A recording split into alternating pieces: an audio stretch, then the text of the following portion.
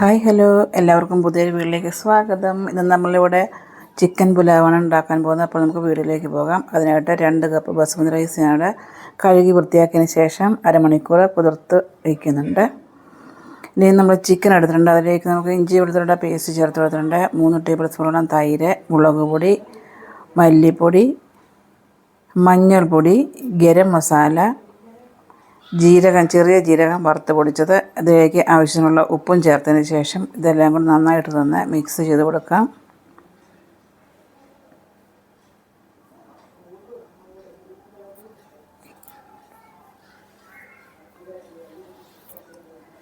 ഇതിപ്പോൾ നന്നായിട്ടൊന്ന് മിക്സ് ചെയ്ത് കൊടുത്തതിന് ശേഷം ഒരു അരമണിക്കൂറോളം ഒന്ന് റെസ്റ്റ് ചെയ്യാൻ വേണ്ടിയിട്ട് വയ്ക്കാം.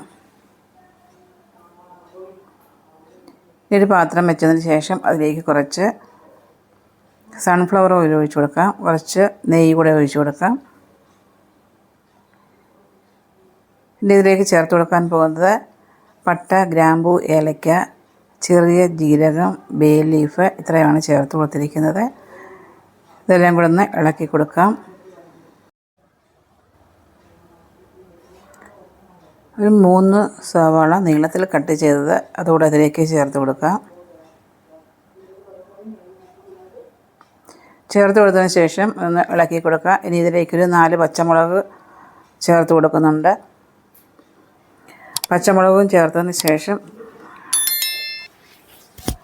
ഇതിലേക്ക് നമ്മൾ കുറച്ച് ഉപ്പ് കൂടെ ചേർത്ത് കൊടുക്കുന്നുണ്ട്. ഉള്ളിയൊക്കെ ഒന്ന് പെട്ടെന്നൊന്ന് വഴറ്റിയെടുക്കാൻ വേണ്ടിയിട്ടാണ്. ഇനി ഇതിലേക്ക് ചേർത്ത് കൊടുക്കാൻ പോകുന്നത് ഒരു 1/2 സ്പൂണോളം ഇഞ്ചി വെളുത്തുള്ളിയുടെ പേസ്റ്റ് കൂടെ ചേർത്ത് കൊടുക്കുകയാണ്. ചേർത്ത് കൊടുത്തതിന് ശേഷം ഇതെല്ലാം കൂടെ നന്നായിട്ടൊന്ന് ഇളക്കി കൊടുക്കാം.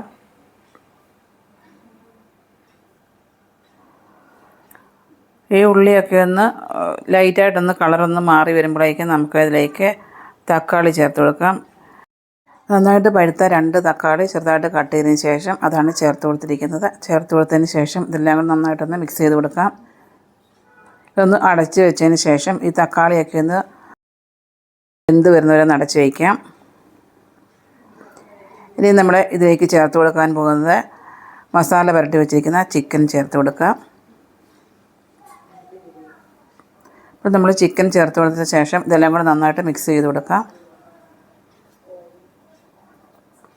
ഇനി ഇതൊരു 5 മിനിറ്റോളം ചെറിയ തീയിലൊന്ന് അടച്ച് വയ്ക്കാം.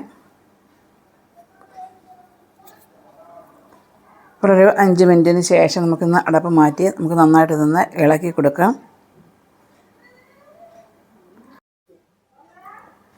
ഇപ്പോൾ ഇതെല്ലാം കൂടെ ഒന്ന് മിക്സ് ചെയ്ത് കൊടുത്തിട്ടുണ്ട്. ഇനി നമ്മൾ നേരത്തെ കഴുകി വെച്ചിരിക്കുന്ന റൈസിൻ്റെ വെള്ളമൊക്കെ ഒന്ന് കളഞ്ഞതിന് ശേഷം ഇതിലേക്ക് ചേർത്ത് കൊടുക്കാം. ഇതൊരു 2 കപ്പ് അരിയാണ് എടുത്തിരിക്കുന്നത്.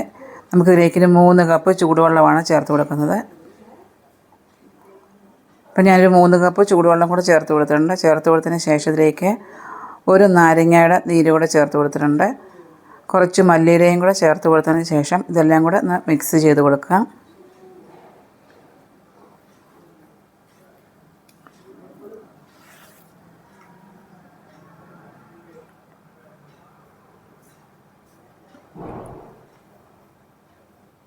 ഇപ്പോൾ ഇതെല്ലാം കൂടെ നന്നായിട്ടൊന്ന് മിക്സ് ചെയ്ത് കൊടുത്തിട്ടുണ്ട്. ഇതിലേക്ക് കുറച്ച് ഉപ്പ് കൂടെ ചേർത്ത് കൊടുത്തിട്ടുണ്ട്. ചേർത്ത് കൊടുത്ത് നന്നായിട്ട് മിക്സ് ചെയ്തതിന് ശേഷം ഇതൊന്ന് അടച്ച് വെച്ച് നമുക്ക് ഇതൊന്ന് വേവിച്ചെടുക്കാം.